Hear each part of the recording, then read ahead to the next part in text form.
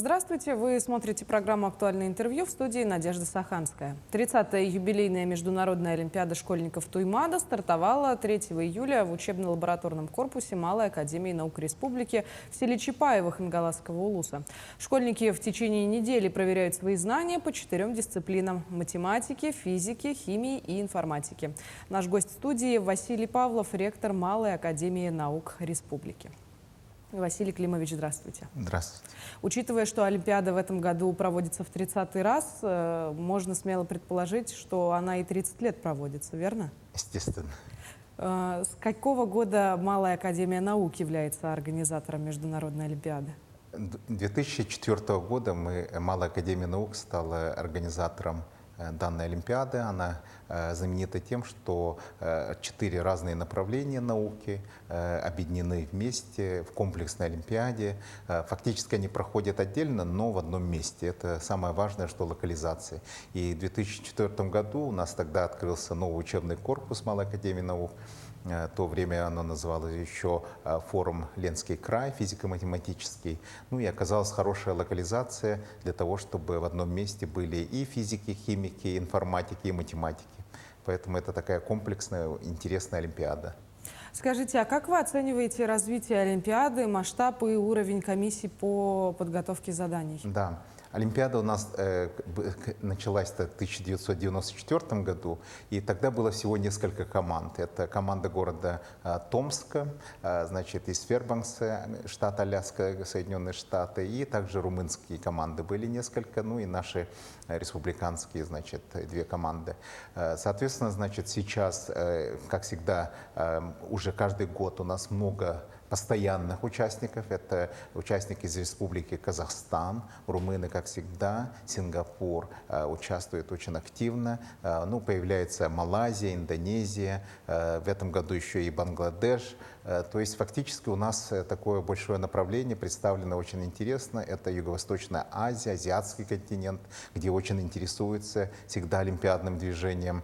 Ну и, соответственно, всегда есть вот те наши постоянные клиенты, постоянные участники организации. Что самое интересное, Олимпиада — это сообщество, да? Разные сообщества. Во-первых, интересующихся школ, интересующихся сообщества школьников, ну и среди которых ходят легенды об этой Олимпиаде. Ну и также замечательное сообщество наших композиторов. Это людей, которые составляют задачи для наших Олимпиад. Ну и сообщество наших экспертов, жюри, которое тоже уникально. Поэтому наша Олимпиада, она известна по всему миру со своими оригинальными задачами, которые сделали тоже наши удивительные высокопрофессиональные композиторы, которые с самого начала нашей Олимпиады нас сопровождают, помогают. Это энтузиасты своего дела. Поэтому я очень восхищаюсь ими, благодарен бесконечно.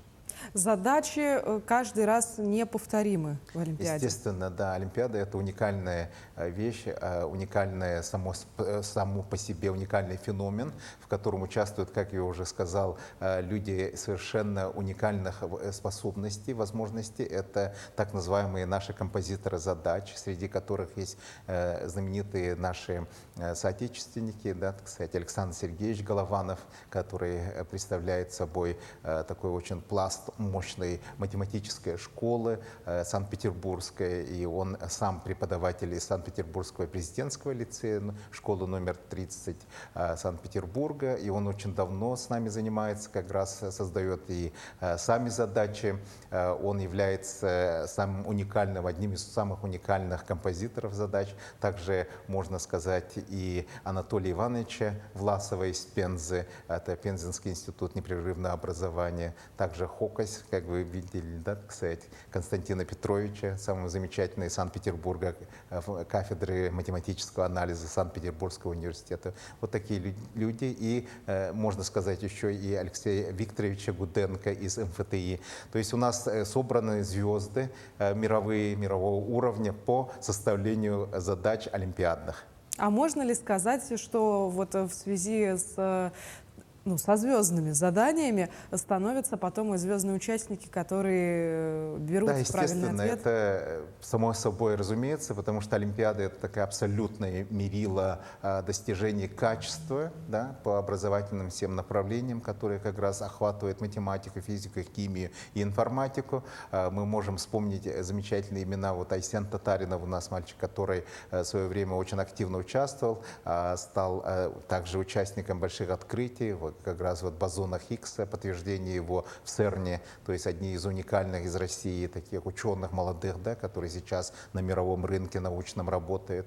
Ну и, соответственно, мы можем вспомнить Артема нашего, да, так сказать, который Васильева из города Якутска, который стал чемпионом мира по программированию, и он как раз ведет очень активно всю эту деятельность и работает и с Google и прочими. Сам он из Института тонкой механики и оптики в Санкт-Петербурге и ведет очень интересную работу по нейросетям, связанным с биологическими структурами. То есть это совершенно уникальные люди, которые сейчас составляют основу и входят как раз в то сообщество людей, которые занимаются нашим технологическим суверенитетом. А вообще за последние годы в организации Олимпиады происходили какие-нибудь существенные Да, изменения? технологии меняются, и мы очень рады, что стали использовать много таких механизмов, прокторинга так называемого. Это когда можно принимать участие онлайн.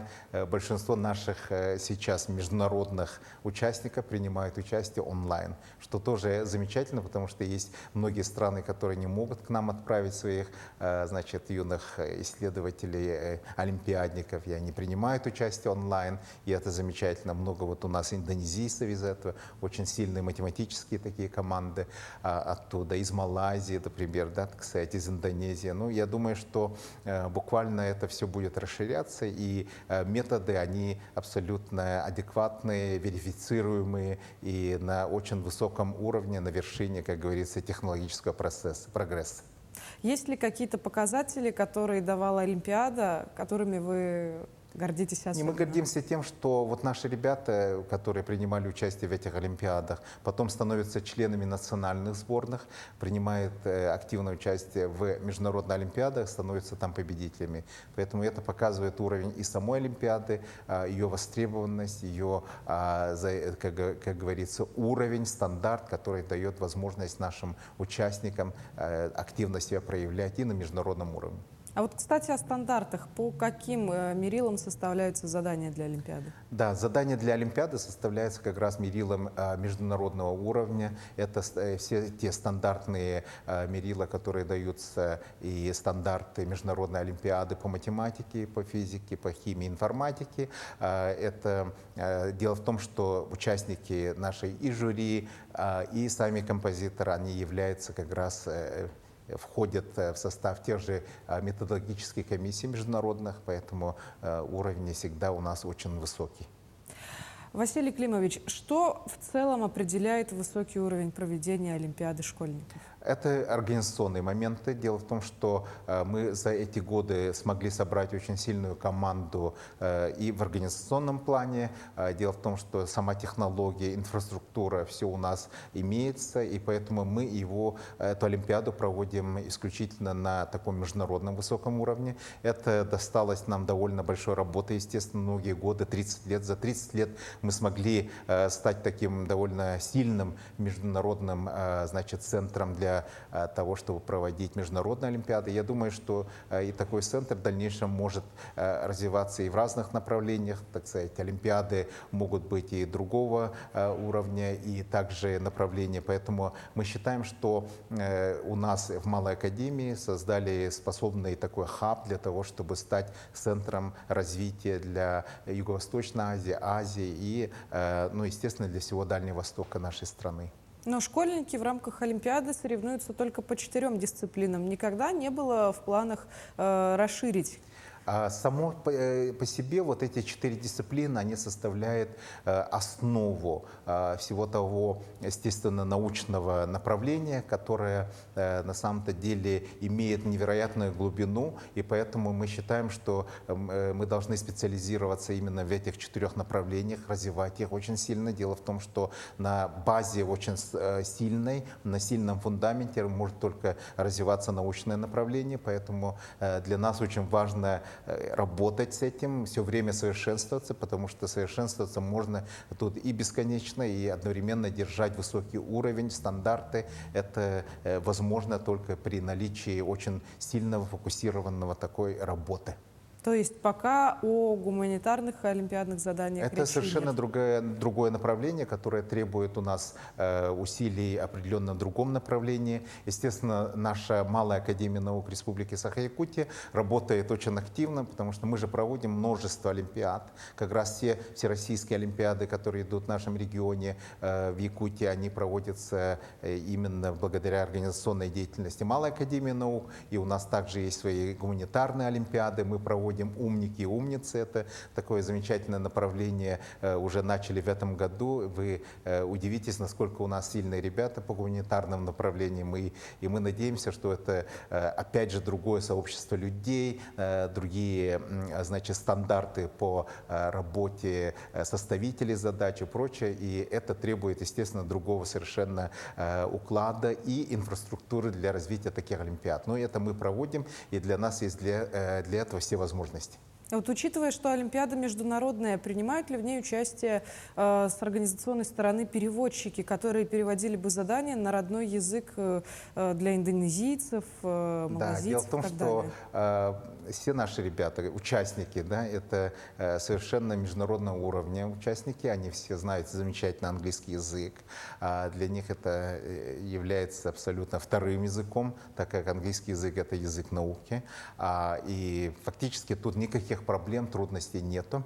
В свое время были у нас возможности по переводу и прочее, например, на разные языки, которые участвовали. Допустим, мы проводили различные международные олимпиады, да, так сказать, в которых, например, знаменитую международную азиатскую олимпиаду, в которых были вот такие возможности, допустим, да, для турецких детей и прочее. Но на самом-то деле этого всего не понадобилось. Дело в том, что уровень английского языка настолько высокий у участников современных, то и потребностей переводчиков абсолютно нет. Остается только удивляться такому высокому уровню подготовки среди школьников. Становится даже немного неловко, что в свои годы дети сейчас гораздо умнее, чем взрослые некоторые. Да, это логический процесс.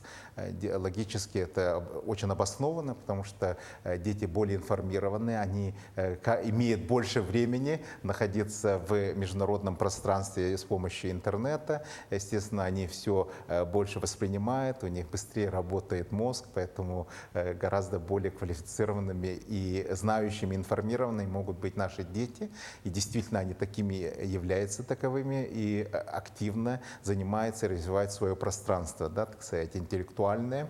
И вот в этом своем пространстве у них высокое когнитивное развитие, которое позволяет им показывать удивительные результаты. Действительно, мир принадлежит молодым, как говорится, будущее их, да, future is yours, и это действительно очень обнадеживает, потому что у нас ребята изобретательны, креативны и одновременно любят свою страну до невозможности. Спасибо, да, в этом плане можно сказать им большое.